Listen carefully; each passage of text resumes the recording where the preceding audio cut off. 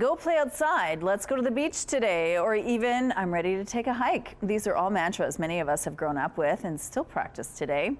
Research shows that outdoor activity is good for our bodies and our mental health, but there are some people who might not feel safe or even welcome to enjoy outdoor leisure. A new book titled Inclusion and Equity in Outdoor Leisure is taking a look at why some may not feel safe enough to have fun outside.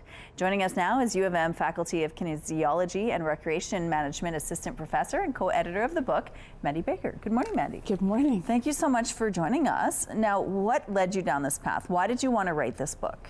Well, I have a background in doing research in outdoor recreation and summer camps. Okay. And as I was doing that, some things that just sort of surfaced I wasn't looking for surprised me. So, for example, an interview participant said to me, "Oh, summer camp's a white kid sport."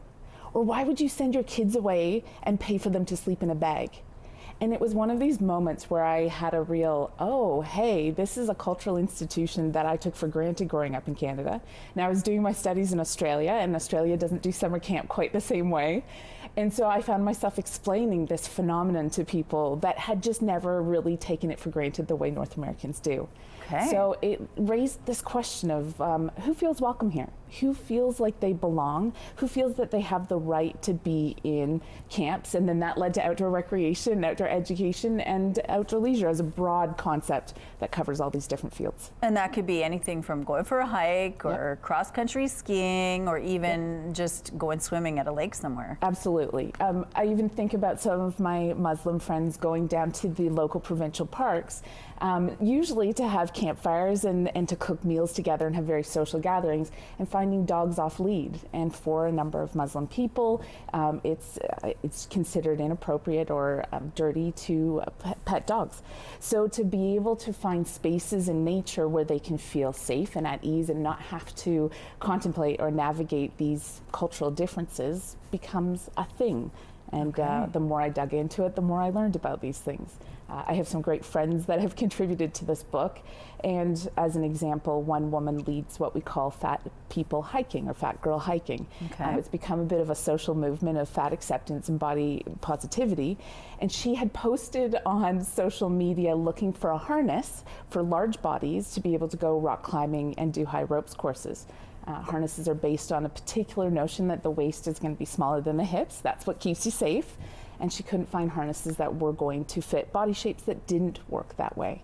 Wow. And when I saw that, I thought, hey, you know what? We really need to get this conversation up to a surface where manufacturers that make apparel and equipment understand this need and this passion for the outdoors, that it isn't just one body type.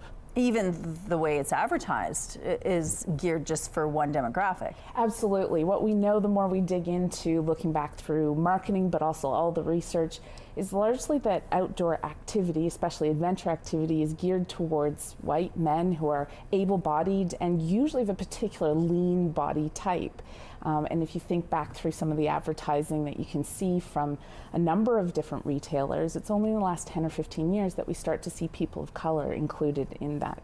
That's but incredible. Our history in Canada is that people of color have been in the outdoors and instrumental to fur trade and the making of this country, let alone just the enjoyment and pleasure of being in the woods. That's incredible. Okay, let's talk about some of the solutions that are addressed here. Well, it's complicated, as are all social Yes. problems, and it's very much about navigating the ins and outs of those constraints and difficulties. But some of them are starting by accepting that people are diverse, and when you see a fellow hiker or a friend going out on the trails, respecting that they're engaging the way they want to. Like I said, another person who inspired this book talked about being an avid hiker with a larger woman's body and having people saying things like, "Good for you," when she was probably the more experienced of the hiking parties in the woods. Mind your words, indeed.